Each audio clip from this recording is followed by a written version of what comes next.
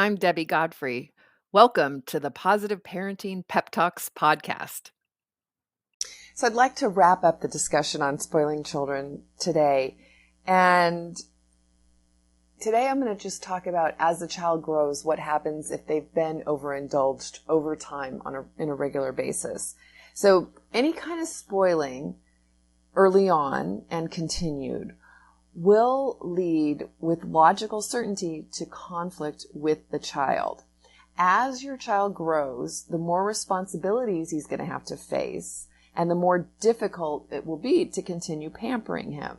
You can't do everything for him for the rest of his life.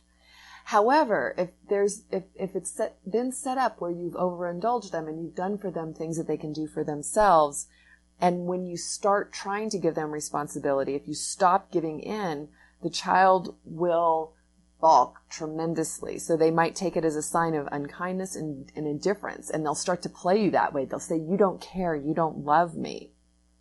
You'll find it difficult to understand. The child will find it difficult to understand why he has to suddenly do something without the accustomed amount of indulgence and help. And he will get really upset at being put on his own resources and denied the satisfaction of his whims. So the parents, accordingly, will have very little satisfaction with their child's behavior. You'll be really upset. You'll be really confused, and you'll want to lay down the law and say, you know what, this kid is out of control. This kid needs to follow the rules. And so you get really strict and start punishing the child for the consequences of the training that we've given them in the first place. And the result is this back and forth of being way too severe and way too lax, being affectionate but being desperate, which might dominate this whole kind of unhealthy mix of being really strict and trying to set the limits, but then giving in, and then being strict and then giving in. When you need mealtime inspiration, it's worth shopping Baker's, where you'll find over 30,000 mouth-watering choices that excite your inner foodie. And no matter what tasty choice you make, you'll enjoy our everyday low prices, plus extra ways to save, like digital coupons worth over $600 each week. You can also save up to $1 off per gallon at the pump with fuel points. More savings and more inspiring flavors make shopping Baker's worth it every time. Baker's, fresh for everyone. Fuel restrictions apply.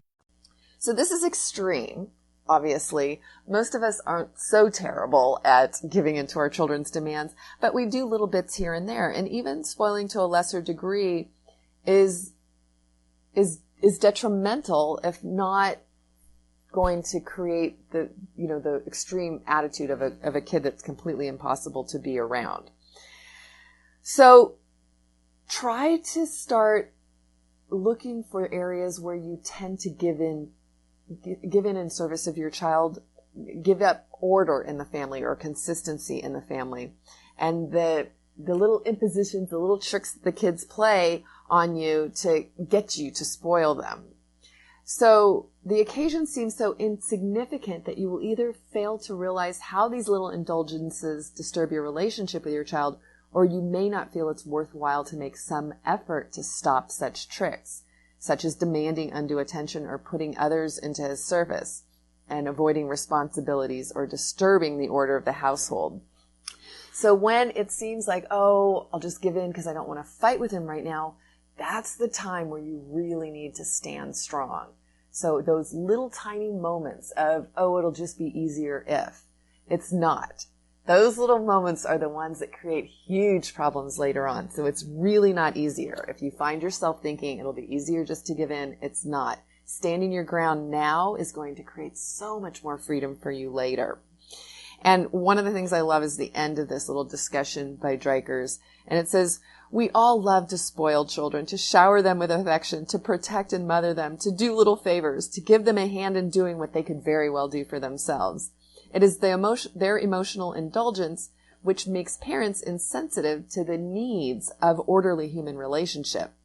It is their anxiety which induces them to be overprotective, and the desire for personal superiority which stimulates them to take undue responsibility.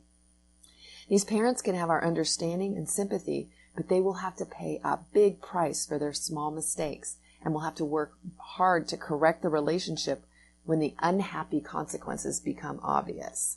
And this is so much of what I see with parents. They've overindulged their kids and now they've got a mess on their hands. And what do I do? How do I put some structure and some order on this? And that's what I love to teach parents, is how to be consistent, how to create structure and order, how to lovingly support and help your kids figure out how to overcome the challenges in their life. Have a great day. Happy parenting. Thank you so much for joining me here at the Positive Parenting Pep Talks podcast. I assume you're here because you're getting something out of these daily pep talks. And wouldn't it be great if more parents could hear more about these ideas for their children? And you can help me in a great way by liking the episodes, by sharing them on your social media, and especially by providing a review on your platform of choice. So if you could do me a huge favor and do that, it would really help get this out to many, many, many more parents. And we can all help our children feel more seen, heard, and understood, which is my life's work, is to make sure that all children feel loved and appreciated, and that we can discipline them without breaking their spirit.